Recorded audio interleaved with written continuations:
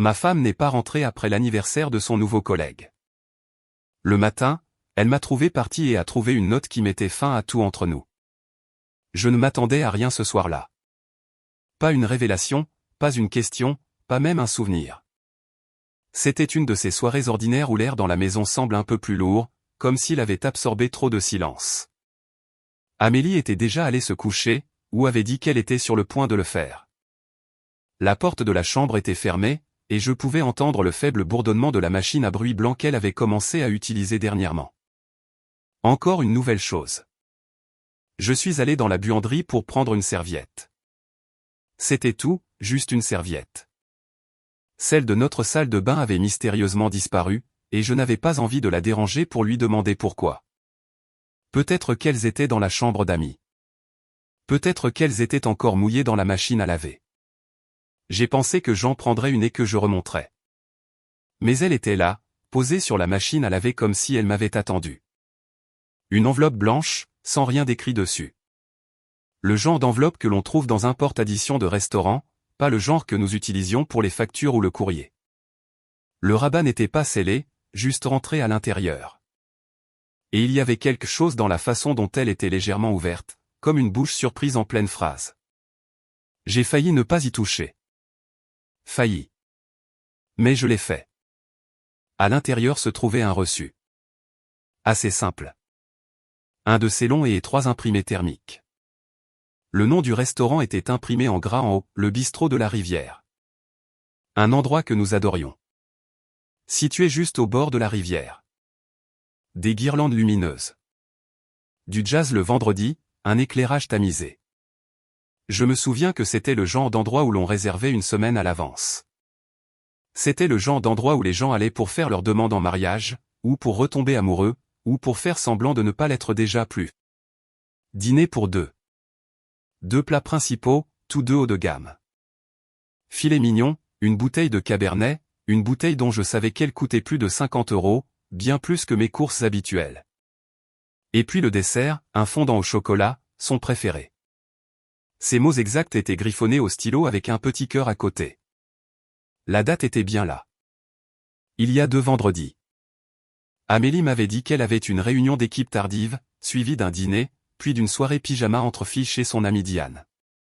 Elle l'avait dit si nonchalamment, comme si elle l'avait fait 100 fois. Je vais probablement dormir là-bas, avait-elle dit, jetant un petit sac de sport dans la voiture, les cheveux coiffés, des talons un peu plus hauts que d'habitude. Je l'avais regardée partir, en pensant qu'elle était magnifique. Pas pour moi, bien sûr. Cela n'était pas arrivé depuis un moment. Pourtant, je lui faisais confiance. Vraiment. Ou peut-être que je faisais confiance à la version d'elle que je croyais encore exister. La femme que j'avais épousée, pas celle qui était devenue de plus en plus distante au cours de la dernière année. Je suis resté dans la buanderie avec ce reçu à la main. Et pour la première fois depuis longtemps, j'ai eu l'impression de ne plus pouvoir respirer. Non pas parce que cela prouvait quelque chose de concluant, ce n'était pas le cas, mais à cause de ce que cela m'a fait ressentir. Cela semblait répéter. Le dîner, l'histoire, son sourire quand elle est partie, la façon dont elle ne m'a pas embrassé pour me dire au revoir, se contentant de faire un signe de la main et de dire « Ne m'attends pas ». Je suis monté lentement, tenant le reçu comme s'il s'agissait de quelque chose de sacré, de quelque chose de radioactif. Elle était au lit sous les couvertures, le téléphone à la main. Je me suis arrêté sur le seuil de la porte, incertain de ce que j'allais faire. « Salut », ai-je dit. Elle a levé les yeux. « Salut. J'ai trouvé quelque chose dans la buanderie. » J'ai traversé la pièce et le lui ai tendu. Elle y a jeté un coup d'œil, sans cligner des yeux. « Oh » a-t-elle dit, souriant comme si je venais de lui demander si elle voulait du café. Ça a dû se retrouver dans mon sac d'une manière ou d'une autre.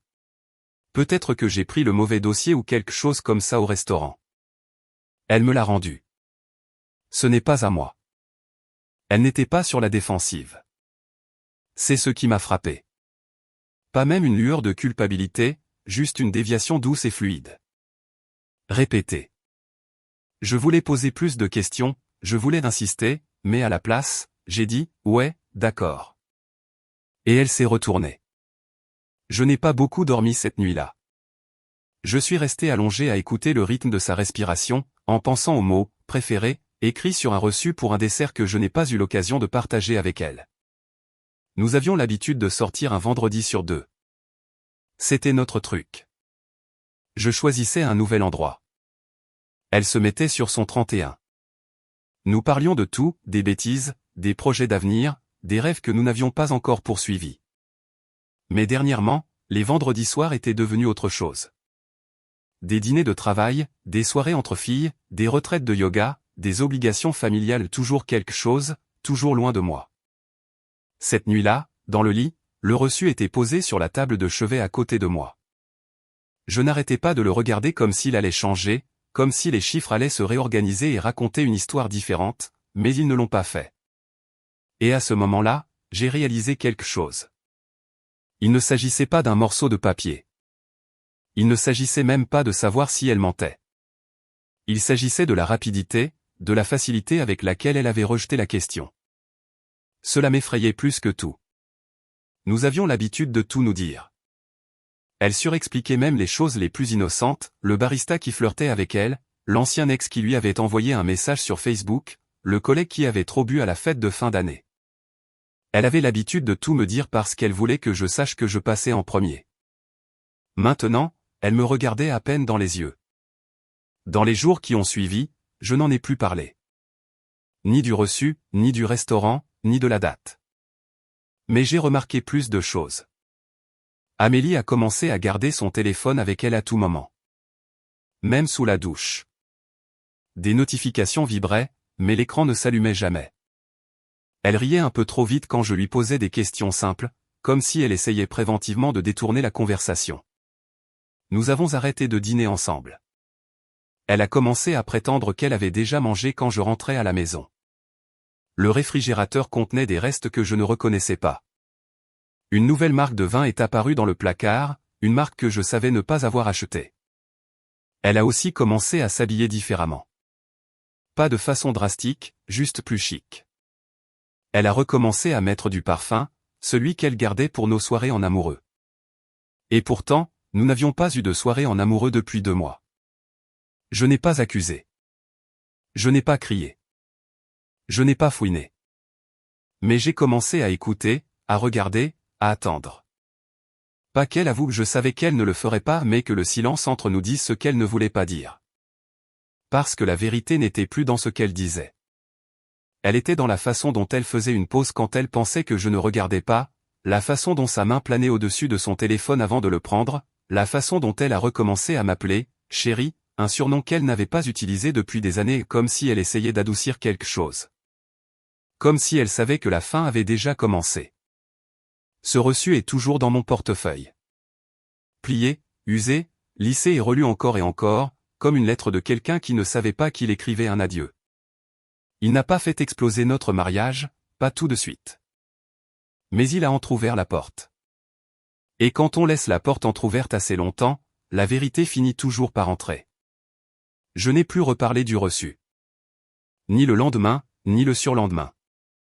Je l'ai plié et glissé au fond de mon portefeuille, non pas pour oublier, mais pour le porter, comme un rappel, comme une blessure que l'on ne pense pas parce qu'on a besoin de la sentir guérir. Mais quelque chose a changé cette nuit-là, quelque chose de permanent. Je n'ai pas dormi, ou si je l'ai fait, ce n'était pas un vrai repos. Je suis resté là, les yeux ouverts, à regarder le ventilateur de plafond tourner paresseusement au-dessus de nous. À côté de moi, Amélie dormait profondément, sa respiration profonde et régulière, son dos tourné vers moi comme un mur. J'attendais qu'elle bouge, qu'elle se blottisse contre moi comme avant, ou même qu'elle soupire dans son sommeil. Mais elle ne l'a pas fait. C'était une étrangère dans mon lit, et je ne pouvais plus l'ignorer. J'ai commencé à penser non seulement au reçu, mais à tout. Chaque moment qui avait semblé bizarre au cours des derniers mois. Chaque petit changement de comportement que j'avais ignoré parce que je ne voulais pas être paranoïaque. Je me disais qu'elle était fatiguée, que le travail était stressant, que j'imaginais des choses. Mais ce n'était pas le cas. Plus maintenant. C'était comme retourner une pièce de puzzle et réaliser qu'elle avait toujours été à l'envers. Soudain, tout a commencé à s'emboîter, et l'image que cela créait en était une que je ne voulais pas voir. Je me souviens quand cela a commencé, ou quand j'aurais dû le remarquer, elle a arrêté de me laisser toucher son téléphone. C'était le premier vrai indice, bien que je ne l'ai pas enregistré comme un signe avant-coureur à l'époque. Nous avions toujours été ouverts avec nos téléphones, pas de manière effrayante et envahissante, juste une confiance désinvolte. Elle me tendait le sien pour chercher une recette ou me demandait de le brancher la nuit. Cela s'est arrêté net, apparemment du jour au lendemain. Maintenant, elle le transportait partout. Pas seulement dans la salle de bain, mais dans la buanderie, dans le garage. Même quand elle n'allait que chercher le courrier, il était toujours face contre table, toujours en silencieux. Une fois, il a vibré pendant qu'elle cuisinait, et je l'ai pris pour le lui tendre. Elle l'a arraché si vite que ça m'a surpris. Dis donc, ai-je dit, à moitié en riant. Je ne savais pas que c'était classifié. Elle a souri, un sourire crispé, répété. Désolé. Des histoires de travail. C'était sa nouvelle excuse passe-partout. Le travail. S'il y avait un doute, si je posais une question, si quelque chose ne collait pas tout à fait, le travail était l'excuse. Des heures tardives? Le travail. Elle changeait de vêtements 2 fois avant de partir? Une grosse réunion. Elle n'a pas répondu à mon appel de tout l'après-midi? Nous étions en séance de brainstorming. Et l'ironie? Je voulais la croire. Alors, je l'ai fait. Jusqu'à ce que je ne le fasse plus. Il y avait d'autres choses, plus petites peut-être, mais pas sans signification. Pendant des années, chaque vendredi, nous déjeunions ensemble. C'était notre petit truc. Rien d'extraordinaire, parfois juste des sandwichs au parc ou un plat thaï à emporter à l'arrière de sa voiture si nos emplois du temps étaient chargés. Mais c'était important pour nous, ou ça l'était. Cela s'est arrêté il y a environ 2 mois. D'abord, c'était des réunions consécutives, puis un appel client de dernière minute. Puis elle a simplement cessé d'en parler. J'en ai parlé une fois, nonchalamment. Et, tu veux qu'on mange un morceau vite fait vendredi? Elle n'a pas levé les yeux de son ordinateur portable. Oh, je ne sais pas. On est débordé. On verra au fur et à mesure. On verra au fur et à mesure. C'était la façon d'Amélie de dire, non, mais je ne veux pas me disputer à ce sujet. Elle n'a pas suggéré de reprogrammer. Elle n'a pas demandé si j'avais du temps lundi ou jeudi, ou même juste pour prendre un café. C'était juste fini. Et d'une manière ou d'une autre, je l'ai accepté. Un autre petit rituel s'était glissé entre les mailles du filet, et j'ai fait semblant que ça ne me manquait pas.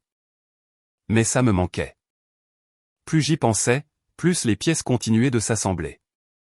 Quelques semaines auparavant, elle avait dit qu'elle restait chez sa mère après un dîner de conférence tardif. Je n'y ai pas prêté attention. J'ai même envoyé un texto à sa mère le lendemain matin. Juste un rapide « Merci d'avoir laissé Amélie dormir chez toi hier soir ». Sa mère a répondu avec un smiley, « Hein ?» J'étais au chalet du lac. Je me suis figé. Je me souviens juste d'avoir fixé l'écran, me demandant si j'avais mal compris. J'ai même tapé « Oh, j'ai dû me tromper dans les dates » et j'en suis resté là. Mais je n'ai pas oublié. Ça ne collait pas. Plus rien ne collait.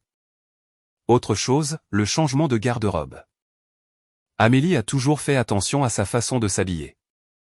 Elle avait du style, sans aucun doute. Mais au cours des 2 derniers mois, quelque chose a changé. Ses tenues étaient plus chic. Pas comme si elle s'habillait pour une promotion, mais comme si elle s'habillait pour être remarquée. Les talons ont remplacé les chaussures plates, les jupes moulantes au lieu des pantalons, du rouge à lèvres les soirs de semaine au hasard, même si elle disait qu'elle allait juste boire un verre avec l'équipe. Elle rentrait des heures plus tard, les joues rouges, les cheveux en désordre, les chaussures à la main. Et je demandais, sans accuser, juste légèrement, c'était comment?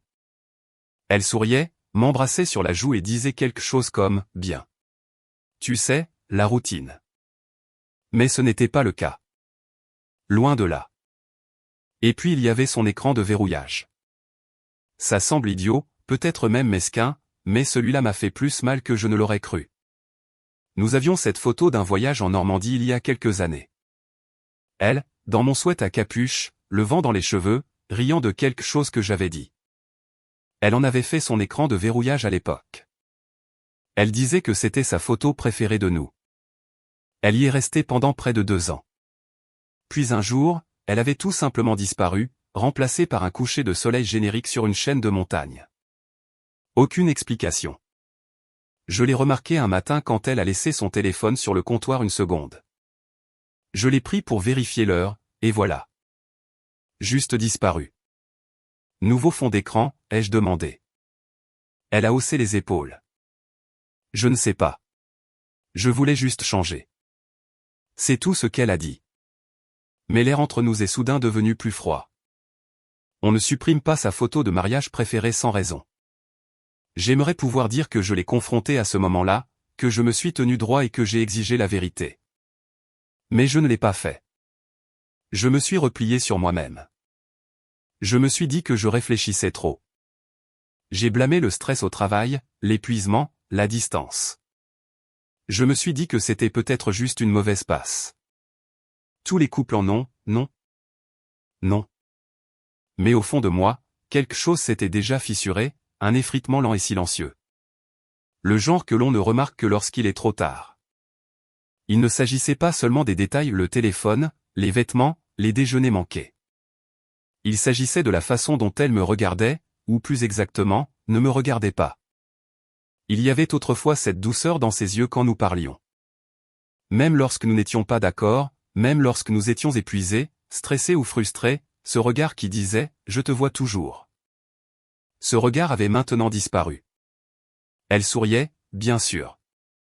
Elle m'embrassait pour me dire au revoir. Elle faisait du café, me demandait comment s'était passée ma journée. Mais c'était mécanique, scénarisé. C'était comme vivre avec un hologramme de ma femme. Elle était là, mais pas vraiment. Pas avec moi. Plus maintenant. Cette nuit-là, après avoir assemblé tout cela, j'ai fait quelque chose que je n'avais pas fait depuis des années. Je me suis assis dans mon camion dans l'allée et j'ai pleuré. Pas fort, pas de manière désordonnée. Je suis juste resté assis là, les mains sur le volant, les larmes coulant sur mon visage. Je ne voulais pas qu'elle voie. Je ne comprenais même pas entièrement pourquoi je pleurais. Rien n'avait été confirmé. Je n'avais pas de preuves irréfutables, pas d'aveu, pas de preuves indéniables. Mais j'avais quelque chose de pire. J'y voyais clair. Je savais que quelque chose était cassé et que peut-être, juste peut-être, ce n'était pas quelque chose que je pouvais réparer. Quand je suis finalement rentré, elle était dans la cuisine, faisant défiler son téléphone, un pied replié sous elle sur le tabouret de bar. Elle a levé les yeux, a souri et a dit « Salut, ça va ?» J'ai souri en retour. Oui, juste fatigué. Elle a hoché la tête, et retourné à son écran. C'est tout. Pas de câlin, pas de vraies questions, pas de tentative de voir à travers moi. Je suis resté là une seconde de plus que nécessaire, à la regarder. Et à ce moment-là, j'ai su qu'elle était ailleurs. Émotionnellement, mentalement, où qu'il soit, elle y était aussi. Et le pire, c'est que je ne connaissais même pas son nom. Je ne voulais pas regarder. C'est la vérité que je n'aime pas admettre, même à moi-même. La tablette se trouvait dans le tiroir du bas de la table de chevet de la chambre d'amis, enfouie sous de vieux chargeurs et des manuels d'instruction. Elle était là depuis des années, intacte, oubliée. Je l'avais configurée pour Amélie à l'époque où elle disait vouloir quelque chose de plus grand que son téléphone pour lire des recettes et regarder des émissions dans le bain. Elle l'a utilisée pendant peut-être 3 mois, puis l'a abandonnée. Je me suis soudain souvenu que son compte était toujours connecté. Cette pensée m'a frappé tard un soir alors que j'étais assis sur le bord du lit, les chaussures encore aux pieds, à regarder dans le vide. Je n'étais pas allé chercher de preuves. Je ne jouais pas au détective. Mais l'idée s'est logée dans mon esprit et a refusé de partir. Je me suis dit que je vérifierais juste l'heure dessus, que j'étais curieux de savoir si elle fonctionnait encore. C'était le mensonge dont j'avais besoin pour agir. L'écran s'est allumé après une longue pression sur le bouton d'alimentation. Batterie faible, même fond d'écran qu'elle utilisait il y a des années. Et puis, des notifications, des dizaines. Ma poitrine s'est serrée avant même que j'aie lu un seul mot. Les messages se synchronisaient, se mettaient encore à jour. Je me suis assis lentement, comme si mes jambes avaient oublié comment me soutenir. Au début, j'ai fait défiler sans comprendre. Les noms se mélangeaient. Des discussions de groupe, des fils de discussion professionnels. Puis un nom m'a arrêté net. Thomas. Je ne connaissais pas de Thomas. Elle n'en avait jamais mentionné. Ni nonchalamment, ni en passant, ni même comme un nouveau gars au travail. Mon pouce a plané au-dessus du fil de discussion pendant une minute entière avant que je ne le touche. La conversation s'est chargée instantanément. Des semaines, non, des mois et des mois de messages remontant plus loin que je ne voulais l'admettre. Des textos du matin, des messages tard le soir, des blagues privées que je ne comprenais pas. Des photos. Pas explicites, rien de graphique, mais intimes d'une manière qui faisait encore plus mal. Des selfies pris dans des miroirs que je reconnaissais. Des sourires qu'elle ne m'avait pas donnés depuis longtemps. J'ai lu en silence, ma respiration courte, mes mains engourdies. Ils parlaient de leur journée, du fait qu'ils se manquaient, de la difficulté de continuer à faire semblant. Il l'appelait « ma lumière dans l'obscurité ». Elle lui disait qu'il lui donnait l'impression d'être vue, vivante, en sécurité. Et puis je l'ai vue. Un message d'elle, envoyé tard un soir alors que j'étais endormi à côté d'elle. Je me sens parfois piégé. Simon ne le fait pas exprès, mais il m'étouffe. Tu es le seul endroit où je peux respirer. J'ai dû arrêter de lire. Je ne pouvais physiquement pas continuer. Ma vision s'est brouillée et ma gorge me brûlait, comme si mon corps essayait de rejeter les mots. Mais je me suis forcé, car une fois que l'on voit la vérité, on ne peut plus détourner le regard. Il y avait des plans. Des escapades de week-end déguisées en voyage d'affaires. Une réservation d'hôtel à Rouen à son nom, payée avec notre carte commune. La date correspondait à une conférence dont elle m'avait parlé. Je me souvenais l'avoir aidé à faire ses bagages pour celle-là. Je me souvenais de l'avoir embrassée sur le front et de lui avoir dit de m'envoyer un texto quand elle atterrirait. Elle l'avait fait depuis une chambre d'hôtel avec lui. Il parlait d'appartement, de la façon dont un jour il n'aurait plus à se cacher, de la prudence dont il devait faire preuve. Un message m'a complètement retourné l'estomac. Ne me souhaite pas un joyeux anniversaire publiquement, lui avait-elle écrit. Simon prépare quelque chose. Je ne veux pas qu'il se méfie. Mon anniversaire. Le bistrot de la Rivière. Le reçu. J'ai enfin compris. J'avais prévu un dîner surprise. Des fleurs, un week-end qu'elle avait toujours voulu. Je pensais être attentionné, romantique. Je pensais que j'étais encore son mari. Elle savait, et elle l'a quand même choisi. J'ai posé la tablette doucement, comme si elle pouvait exploser si je bougeais trop vite. Mes mains tremblaient maintenant, non pas de rage, mais de quelque chose de plus froid, de plus lourd, la clarté. Il n'y avait plus d'ambiguïté. Pas de « peut-être ». Pas de bénéfice du doute. Ce n'était pas une erreur. Ce n'était pas de la confusion. C'était une vie parallèle. Je suis resté assis là jusqu'à ce que l'avertissement de batterie faible clignote à nouveau, puis s'éteigne. La maison était silencieuse. Trop silencieuse. J'ai réalisé à ce moment-là que la douleur que je ressentais n'était pas seulement due à la trahison. C'était d'être effacé, réduit à un obstacle, à une couverture. Je me suis levé, je suis entré dans le salon et j'ai regardé la porte d'entrée. Je ne l'ai pas confronté cette nuit-là. Je ne l'ai pas réveillé, ni jeté la tablette, ni exigé des explications. Je suis allé faire un tour en voiture à la place. Pas de destination, juste du mouvement. Quelque part sur la route, j'ai arrêté de pleurer. Quelque chose en moi s'est éteint. Au moment où je suis rentré à la maison, le soleil commençait à se lever. Elle dormait encore, paisible, inconsciente. Je l'ai regardée un long moment, et j'ai su que ce n'était pas quelque chose à réparer.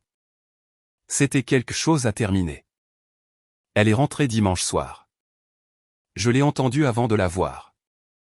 Le doux clic de la porte d'entrée, le bruit familier des talons qu'on enlève, la fermeture éclair de son sac qu'on ouvre.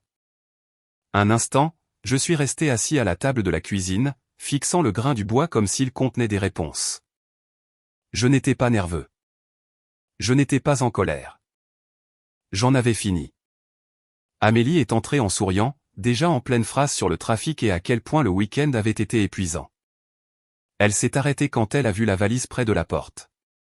Ma valise. Elle était debout, propre et délibérée, placé là où on ne pouvait pas l'ignorer.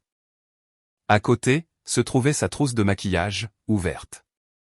À l'intérieur, juste au-dessus, se trouvait mon ancienne clé de maison.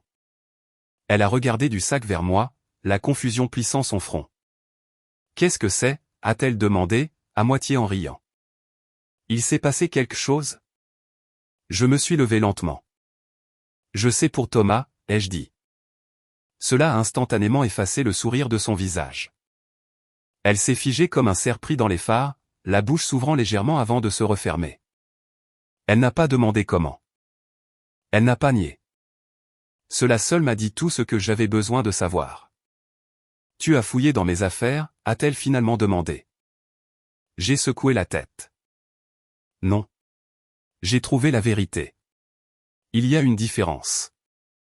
Elle a fait un pas vers moi, puis s'est arrêtée, incertaine. Simon, écoute, non, ai-je dit calmement. Ma voix n'a pas tremblé. J'ai écouté pendant des mois. Son expression a changé. D'abord la confusion, puis le calcul, puis l'irritation. Elle a essayé de rire à nouveau, mais le son était faux. D'accord, et alors? Tu as lu des messages? Tu ne connais pas tout le contexte. J'en sais assez, ai-je répondu. Tu es libre maintenant. Elle a cligné des yeux. Quoi? Tu voulais de l'espace, de l'indépendance, quelqu'un qui ne t'étouffe pas. J'ai fait un geste vers la porte. Tu peux avoir tout ça. Juste pas ici. Son visage s'est durci. Tu ne peux pas être sérieux. J'ai déjà déplacé mes comptes, ai-je dit. Annuler la carte commune, appeler la banque. Tu auras ta moitié une fois que les formalités administratives seront réglées. La couleur a quitté son visage. Elle m'a regardé comme si elle essayait de décider si c'était du bluff. Simon, tu réagis de manière excessive. On n'est pas obligé d'en arriver là. Il ne s'agit pas d'en arriver là, ai-je dit. C'est propre. Elle a ricané, croisant les bras. Alors c'est tout? Tu me mets juste à la porte? Je te donne ce que tu as demandé, ai-je répondu. La liberté, sans le soutien financier. C'est laquelle a paniqué. Sa voix s'est élevée, aiguë et défensive. Elle m'a accusé d'être froid, de jeter des années à la poubelle pour des messages. Elle a blâmé le stress, a prétendu être confuse, a dit que je n'étais pas parfait non plus. Je n'ai pas interrompu. Quand elle a manqué de souffle, j'ai dit doucement, tu ne m'as pas perdu aujourd'hui. Tu m'as perdu au moment où tu as planifié un avenir avec lui tout en te tenant à côté de moi. Ça a fait mouche. Elle est devenue très immobile. Puis sont venues les larmes. Pas des larmes silencieuses. Des sanglots désespérés et haletants. Elle a supplié pour avoir du temps, de l'espace, une thérapie. A promis qu'elle romprait avec lui. A juré que ça ne signifiait rien. Je croyais que ça ne signifiait rien pour elle. C'était ça le problème. J'ai pris ma valise. Tu as jusqu'à demain matin pour emballer ce dont tu as besoin. Je resterai ailleurs ce soir. Sa bouche tremblait. Tu le fais vraiment? Oui, ai-je dit. Je l'ai déjà fait. Alors que j'atteignais la porte, elle a murmuré, tu es cruel. J'ai fait une pause, la main sur la poignée. Non, ai-je dit, sans me retourner. J'en ai terminé. Je suis parti. Pas avec rage, pas avec vengeance, avec clarté. Et derrière moi, pour la première fois depuis longtemps, il y avait une porte qui ne se rouvrirait pas. Elle ne pensait pas que j'irais jusqu'au bout. Je pouvais le dire à la façon dont elle m'a envoyé des textos cette nuit-là. Un message après l'autre, chacun plus soigneusement formulé que le précédent. Pas exactement des excuses, plutôt une tentative de limiter les dégâts. Nous devons en parler en personne. S'il te plaît, ne prenons pas de décision hâtive. Tu as mal compris ce que c'est. Faisons juste une pause, prenons une respiration. C'était surréaliste. Quelques heures auparavant, elle se débattait, pleurant sur le sol de notre cuisine. Maintenant, elle revenait déjà à son ton poli et composé, essayant de reprendre le contrôle du récit. Je suppose qu'elle pensait que je me calmerais pendant la nuit, que je rentrerais à la maison le matin, et que nous recommencerions cette danse toxique, parler en rond, pleurer, se réconcilier, rincer, répéter. Mais je ne suis pas rentré à la maison. Je n'ai pas répondu. Au lieu de cela, je suis allé chez mon frère. Il m'a offert la chambre d'amis et une bière. Je ne lui ai pas raconté toute l'histoire, juste assez. Il n'a pas insisté. Nous nous sommes assis sur le porche et avons regardé le vent souffler à travers les arbres en silence. Je pense qu'il savait que ce que je traversais avait dépassé le stade de la discussion. Le lendemain matin, je me suis levé tôt et je suis retourné à la maison. Elle était là, assise sur le canapé comme si elle n'avait pas bougé de la nuit. Les cheveux attachés, pas de maquillage, portant un vieux sweat à capuche le mien, je crois avec les manches tirées sur ses mains comme si elle essayait de paraître petite, innocente. Je ne me suis pas assis. Je lui ai tendu un dossier. Elle avait l'air confuse. Qu'est-ce que c'est? Pas de menace, ai-je dit. Pas de lettres, pas de discours. Juste des faits. Elle a ouvert le dossier lentement, comme s'il pouvait la mordre. À l'intérieur se trouvaient des documents imprimés, des copies de relevés de compte mis à jour, des reçus montrant que j'avais dissocié son nom de nos services publics, fermé notre épargne commune, changé les serrures, l'avait retiré de mon assurance maladie et avait mis en place un gel sur notre carte de crédit commune. Tout était détaillé, clair, sans émotion. Une feuille de calcul de la séparation. C'est. Elle a feuilleté les pages, la voix tremblante. Tu le fais vraiment? Oui. Ses mains se sont crispées sur les bords du dossier. Pourquoi es-tu comme ça? Parce que, ai-je dit, c'est ce que tu voulais. Elle a secoué la tête. Je n'ai jamais demandé ça. Je n'ai jamais dit que je voulais un divorce. Tu voulais l'indépendance, ai-je dit d'un ton égal. C'est ton point de départ.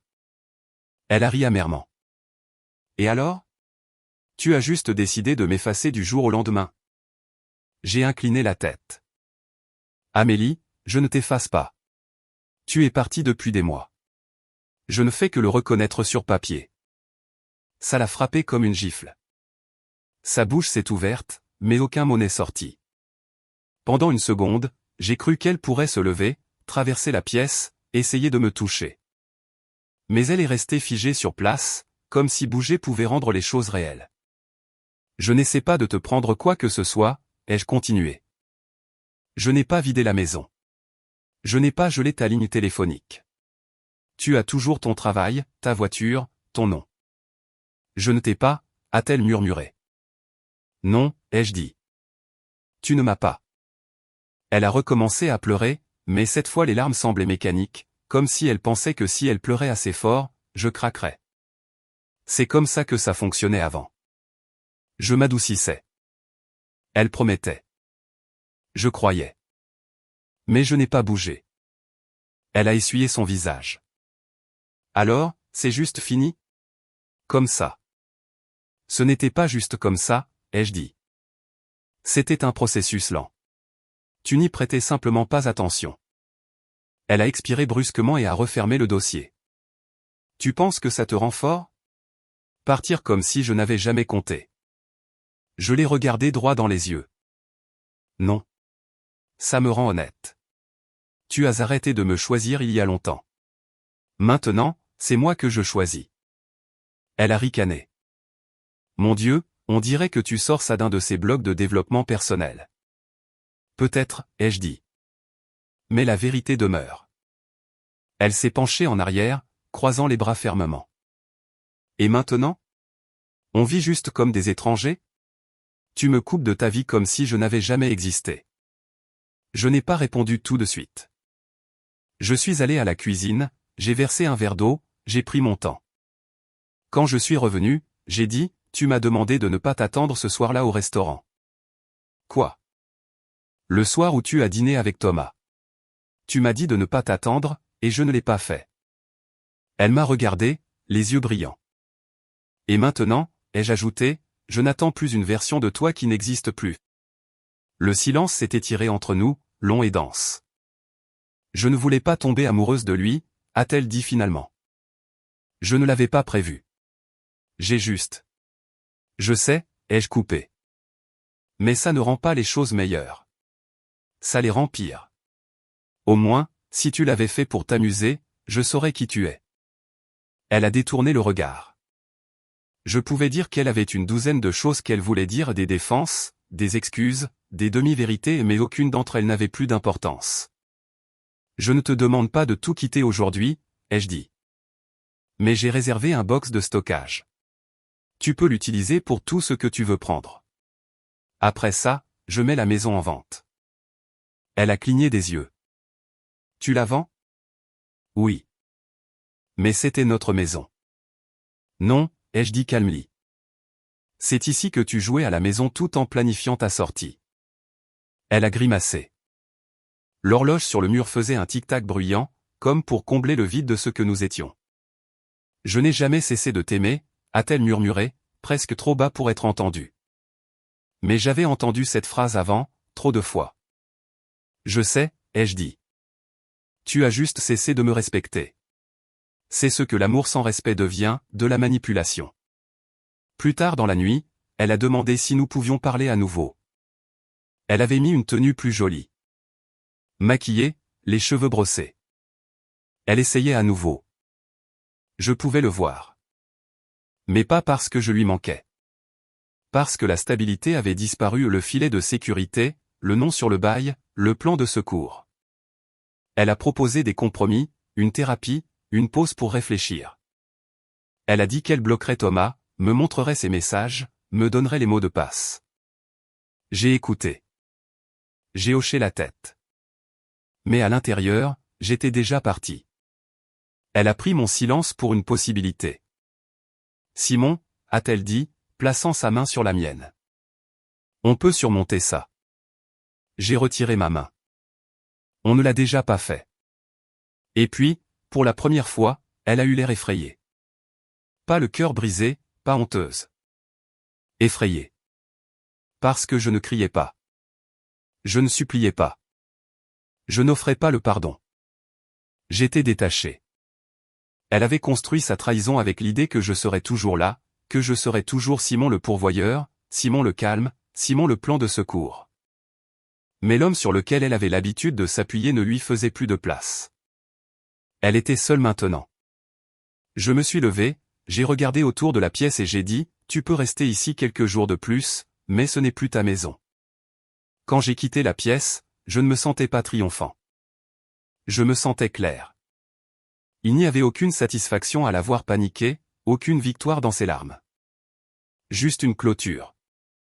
Parce qu'il n'y a rien de plus puissant qu'un homme qui ne cherche plus à être convaincu. Amélie n'est pas partie, pas tout de suite. Au lieu de cela, elle a pivoté, est devenue la femme parfaite du jour au lendemain. Elle a fait le ménage, la cuisine, a même imprimé un programme de thérapie. Elle a appelé cela une « phase de restauration », comme si nous étions un projet qu'elle pouvait réparer avec suffisamment d'efforts. Mais j'ai vu clair dans son jeu. Ses yeux ne correspondaient jamais à son ton. Elle n'était pas désolée. Elle avait peur. Peur de perdre son confort, pas moi. Elle a prétendu avoir rompu avec Thomas, m'a même montré un vague texto. Mais à ce moment-là, ça n'avait plus d'importance. La confiance, une fois brisée, ne revient pas parce que quelqu'un a réarrangé les meubles. Je n'ai pas crié. Je n'ai pas accusé. J'ai simplement commencé à rassembler les derniers documents. Je n'avais pas besoin de claquer la porte. J'avais juste besoin de la fermer doucement, définitivement. Une semaine plus tard, une lettre est arrivée. Pas d'adresse de retour, juste 4 lignes d'une écriture penchée. C'était de Thomas. Il disait qu'il ne savait pas qu'elle était mariée. Disait qu'elle lui avait dit que j'étais contrôlant. Il s'est excusé et a juré avoir coupé le contact. Je l'ai lu 2 fois, puis je l'ai rangé. Je n'ai pas ressenti de colère. J'ai ressenti une libération. Il ne s'agissait plus de Thomas. Ça ne l'avait pas été depuis un moment. Il s'agissait de ce qu'Amélie avait choisi, encore et encore, en me regardant dans les yeux. Et maintenant, j'avais ma réponse. Je n'ai pas répondu. Je n'ai pas appelé. J'ai juste griffonné une note pour moi-même et